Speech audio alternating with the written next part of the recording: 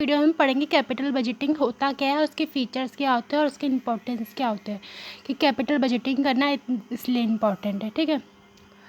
Capital budgeting and investment appraisal is the planning process use to determine whether an organisation long term investment such as purchase new plant new product and research development project are worth the funding of cash through the firm capitalisation structure डेब्ट equity और retain earning. मतलब जो भी हमारे capital budgeting और investment appraisal होता है। Capital budgeting मतलब ये कैपिटल का बजटिंग करना। कैपिटल वो होता है जो फर्म के पास अवेलेबल होता है। ठीक है। वो सब उसके कैपिटल में आता है कि कैपिटल क्या है फर्म की, जो फर्म के पास है, जो भी मतलब होता है उसका सब कैपिटल के अंदर ही आ जाता है। ठीक है। तो कैपिटल बजटिंग वो होता है कि कैपिटल का बजटिंग करना। ठीक है। बजट बनाना कि कैपिटल कितना यूज़ हो चुका है अभी तक। ठीक है। कितना कैपिटल इस्तेमाल कर चुके हैं फर्म। ठीक है।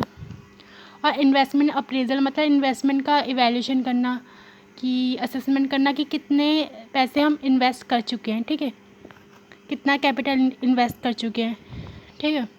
एक टाइप का प्लानिंग प्रोसेस है। एक टाइप का प्लानिंग प्रोसेस है। क्यों किया जाता है ये देखने के लिए कि जो भी लॉन्ग टर्म इन्वेस्टमेंट है ऑर्गेनाइजेशन की, जैसे कि प्लांट परचेज किए नए और प्रोडक्ट है और जो भी प्रोजेक्ट है, क्या वो फंड ऑफ कैश कमा पा रही है या फिर नहीं कमा पाई है। किससे? कैपिटलाइजेशन स्ट्रक्चर से। ठीक है।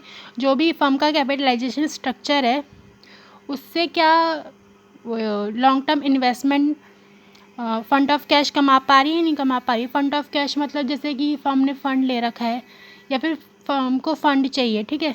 कैश का फंड चाहिए बाहर से, तो क्या वो कमा पा रहे हैं नहीं कमा पा रहे। जो भी उसका कैपिटलाइजेशन स्ट्रक्चर है फर्म का, क्या कमा पा रहे हैं नहीं कमा पा रहे।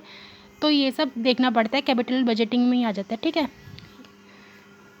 फिर है फीचर्स ऑफ इन्वेस्टमेंट डिसीजन। जैसे कि मतलब इसमें आप देखो कि एक फर्म को फंड चाहिए होता है। ठीक है। तो क्या उसके जो भी फर्म है फर्म ने लॉन्ग टर्म इन्वेस्टमेंट कर रखी है, अपना कैपिटल लगा रखा है लॉन्ग टर्म इन्वेस्टमेंट में। ठीक है। पैसे लगा रखे हैं, तो क्या मतलब वो जो भी उसकी इन्वेस्टमेंट है, क्या वो उसको कैश का फंड दे पा रही है नहीं दे पा रही है। ठीक है। या नहीं दे पा रही। ठीक है। जो भी उसका कैपिटलाइजेशन स्ट्रक्चर है उससे। फिर है इसके फीचर्स, देखो क्या है। पहला फीचर है the exchange of current fund और फॉर फ्यूचर बेनिफिट। मतलब the exchange of current fund for future benefit. पहला फीचर है कि एक्सचेंज किया जा सकता है करंट फंड को, जो भी फंड है, जो भी करंट में अभी फंड है उसको एक्सचेंज किया जा सकता है फ्यूचर बेनिफिट के लिए। ठीक है। एक्सचेंज किया जा सकता है फंड को। ठीक है। The fund are invested in long term asset. जो भी फंड है उसको इन्वेस्ट किया जा सकता है लॉन्ग टर्म एसेट के ऊपर। ठीक है। ये इन्वेस्टमेंट डिसीजन में ही आता है। ये सब हम इन्वेस्टमेंट डिसीजन में ही डिसाइड करते हैं कि कौन से एसेट में इन्वेस्ट करना है या नहीं करना। ठीक है। फिर है the future benefit will accrue to the firm over a series of year. अच्छा अगर मतलब एक अच्छा इन्वेस्टमेंट डिसीजन ले रखा है फर्म ने, तो उसको लंबे समय तक उसका प्रॉफिट मिलेगा, उसको फ़ायदा वो फर्म उठा सकती है कि अगर उसने अच्छा इन्वेस्टमेंट डिसीजन ले रखा है। फिर है इसके इम्पोर्टेंस क्या है इन्वेस्टमेंट डिसीजन के। They influence the firm growth in long run. मतलब अगर अच्छा इन्वेस्टमेंट डिसीजन ले रखा है फर्म ने, तो उसकी ग्रोथ लंबे समय तक होती रहेगी। ठीक है। फर्म की they affect the risk of the firm. ये अफेक्ट करता है जो भी हमारा इन्वेस्टमेंट डिसीजन है, जो भी रिस्क होगा फर्म का उसको अफेक्ट करता है। जैसे कि अगर अच्छा इन्वेस्टमेंट डिसीजन ले रखा है तो कम चांसेस हैं कि लॉस हो, और अगर गलत ले लिया इन्वेस्टमेंट डिसीजन तो फिर लॉस हो सकता है।